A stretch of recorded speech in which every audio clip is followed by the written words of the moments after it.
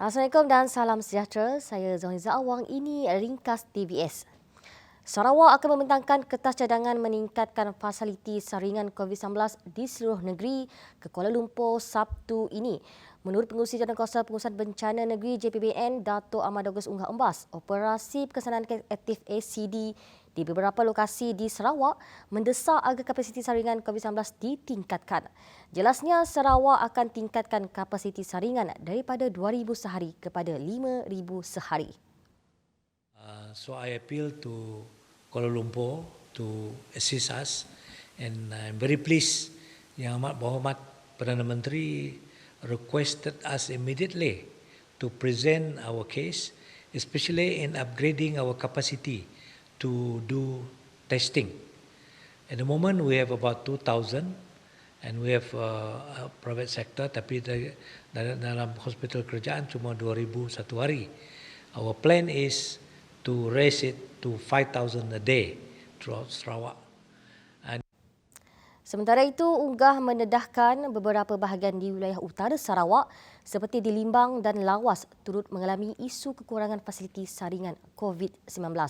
Justru kerajaan negeri meluluskan peruntukan 1.2 juta ringgit untuk membina fasiliti tersebut sekaligus memudahkan urusan rawatan lanjut pesakit tanpa perlu melintasi negara Brunei Darussalam.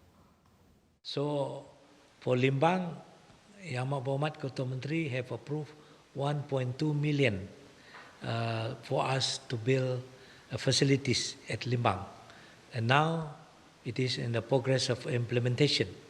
Tetapi tempat-tempat yang lain seperti kita nak naik taraf di Miri, di Bentulu, di Sibu, di Kuching, dan kita juga mencadang untuk mengadakan satu tempat saringan sama ada di Betong ataupun di Seri Aman. Dan kita juga nak menaik taraf Sarawak Hospital, pusat jantung kita di sini, supaya kita dapat reach our target of 5,000 a day and reach our KPI that the result can come out within less than 24 hours. Now, Sarawak melaporkan 6 kes baru positif COVID-19 pada Khamis. Ini menjadikan jumlah keseluruhan kes positif COVID-19 di Sarawak meningkat kepada 942 kes. Keenam kes tersebut adalah daripada daerah Kuching. Bagaimanapun, tiada kluster baru yang dilaporkan. Jumlah kluster yang masih aktif kekal 6, kluster Green Hill, kluster Wisma Sabekas, kluster Bah Arnab, kluster Baki, kluster Seladah dan kluster Putra. Kuching kekal berstatus merah dengan jumlah keseluruhan seramai 122 kes jangkitan tempatan dilaporkan dalam tempoh 14 hari yang lepas. Daerah Miri, Lundu dan Limbang pula kekal berstatus kuning. Ini menjadikan jumlah daerah yang berstatus merah ialah 1, 3 berstatus kuning dan 36 yang lain kekal berada dalam status hijau. Bertemu kembali. Pesawat Hyperspectral Unit Pengesanan Udara Sarawak SADU bakal perkuat jentera Jabatan Hutan Sarawak JHS untuk tangani isu penjerobohan dan pembalakan haram. Dengan keupayaan sistem pemantauan berdensiti tinggi, ia diyakini mampu mengesat aktiviti lanun balak sekaligus menyelamatkan kawasan hutan yang dicerobohi. Pada awalnya, SADU dikenali sebagai unit pembangunan dan sistem aplikasi yang ditubuhkan pada tahun 2008 di mana peranan utamanya adalah untuk membangunkan aplikasi berasaskan teknologi hyperspectral serta geospatial untuk kegunaan pendidikan di JHS. Dengan mengambil kira peranan dan tugasan yang semakin besar dibantu dengan pesawat ringan DA-42 MPP, SADU telah dijenamakan semula dan dikenali sebagai Sarawak Aerial Detection Unit yang diketuai Dr. Afendi Suhaili. Malah ia diperkuatkan lagi dengan barisan pasukan kerja teknikal khas yang memberikan perkhidmatan data geospatial udara berasaskan teknologi hyperspectral untuk pemantauan dan pengurusan sumber asli negara. This customized system, dia improve our efficiency, our capacity. Kalau dulu kita cuma dapat memantau satu kawasan yang kecil, but with this system is double or triple the capacity we have currently. With what we have at the moment, nampak dah dia punya keberkesanan di illegal logging based on the 2 years data that we have has been reduced to half. So with the coming of this system in operation, we expect it by early of next year. So we will have more efficient operations. We're going to expect it to produce more for the country, not only for the state. Sistem udara ini mempunyai dua peranan iaitu sebagai elemen risikan dan pemantau yang memberikan kelebihan disebabkan ketahanannya. Malah ia boleh terbang senyap selama 7 jam tanpa henti yang ternyata lebih efisien untuk kerja-kerja pemantauan dan pengesanan aktiviti kilang dan pembalakan pada waktu malam selain menggagalkan usaha menyembunyikan kayu curi oleh pembalak haram. Katanya teknologi tersebut membolehkan pencerapan imej dapat dilakukan dalam julat yang lebih panjang dan pelbagai dimensi termasuk secara gelombang nyata dan inframerah. Manakala data pemantauan disalurkan terus ke unit operasi bergerak MOU yang kemudiannya akan mengaktifkan pasukan penguat kuasa untuk melakukan pemantauan dan pengesahan. Menurut Pemelihara Hutan Meliza Muhammad Rizan, Jabatan Hutan Sarawak memainkan peranan penting dalam penguatkuasaan selain memastikan pusat kawalannya bergerak ke seluruh Sarawak. MOU ni adalah menjadi pusat kawalan di mana pusat MOU ni menyampaikan deliver information kepada pegawai di lapangan.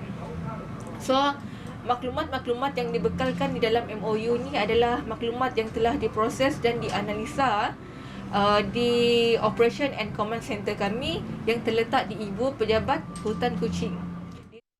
Setiap data yang diperoleh akan dianalisa, seterusnya disalurkan kepada pasukan khas yang bertanggungjawab melaksanakan penguatkuasaan di lapangan iaitu Pasukan Gerak Khas di bawah State Task Force on Illegal Lodging STFIL.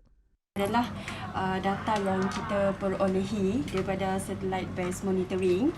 Okey, di sini jelas sekali menunjukkan berlakunya penerbangan di kawasan ini ataupun pembalakan. Okay, ini adalah gambar yang kita dah proses, data satellite image yang kita dah proses dan kita akan pointkan dekat sini. Okey, selain itu kita akan cek dari GIS system. Kita nak cek dari segi pelesenan PFE untuk geospatial analysis. Okey. Dari segi documentation, kita nak cek dari segi PEC. PEC adalah Permit Interco. Kita nak tengok sama ada poin ni masuk ke dalam lesen ke ataupun yang di luar lesen. Okey, after kita dah identify data-data tu, kita akan menghantar semua data-data tu ke Aerial Surveillance Red Team untuk di-verify. Untuk screen tu, apa yang Puan Nurhalidah nyatakan sebentar tadi lah, yang poin yang kita telah kenal pasti melalui satellite image tadi, ni lah sebanyak ni lah selalunya poin yang kita kena monitor. So poin ini yang akan disalurkan kepada Red Team untuk proses terusnya pengesahan. So kadang-kadang tak semua yang berlaku pembalakan haram lah, kadang-kadang ada kebakaran terbuka, kadang-kadang clearing untuk farming macam tu lah. So pada masa yang sama, pasukan Red Team ini akan memberi output kepada pihak kami di MOU ini. So kita akan kemaskini semua data tersebut. Kita akan kemaskini dalam mobile apps ini dan juga map yang di sini lah. Sekiranya ada berlaku kes aktif pembalakan haram, kita akan menggunakan pin merah, dan sekiranya tiada berlaku kes pin biru, maksudnya memang kita dah pantau lah kawasan tersebut. Pengalaman Sarawak menyaksikan penggunaan sistem hyperspectral dengan bantuan pesawat sewaan sebelum ini telah menyelamatkan puluhan ribu balak dari hutan Sarawak sejak tahun 2014.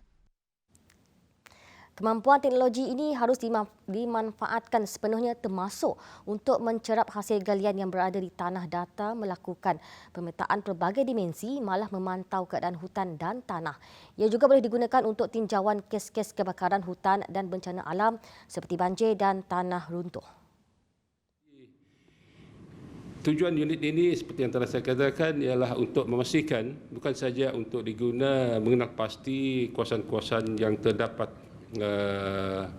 pembalakan haram, tetapi boleh digunakan juga mengenal pasti spesies-spesies yang terdapat di Sarawak. Itu untuk aerial survey ataupun to identify volume-volume isi-isi padu kayu yang terdapat di kawasan-kawasan tertentu sebelum kerja pembalakan dijalankan, ataupun kawasan-kawasan yang perlu dibaik pulih, degraded forest area boleh dibaik pulih dengan adanya.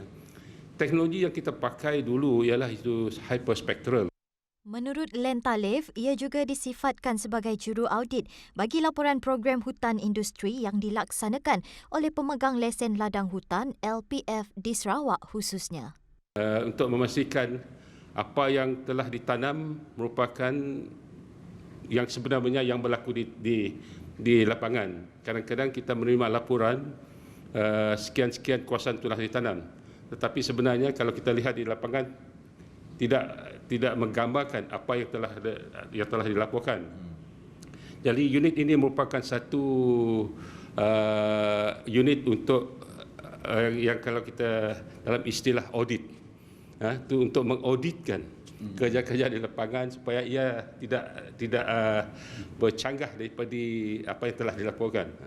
That's one of the tujuan unit inilah, bukan untuk mencari kesalahan tetapi untuk memantapkan lagi kerja-kerja supaya we want value for money. Laporan Syafiq Ahmad bersama juru kamera Muhammad Gusti Nur Ambia untuk TVS. Laporan itu tadi mengakhiri berita jam ini. Teruskan siaran anda bersama kami. Saya Zonza Awang. Salam hormat dan jumpa lagi.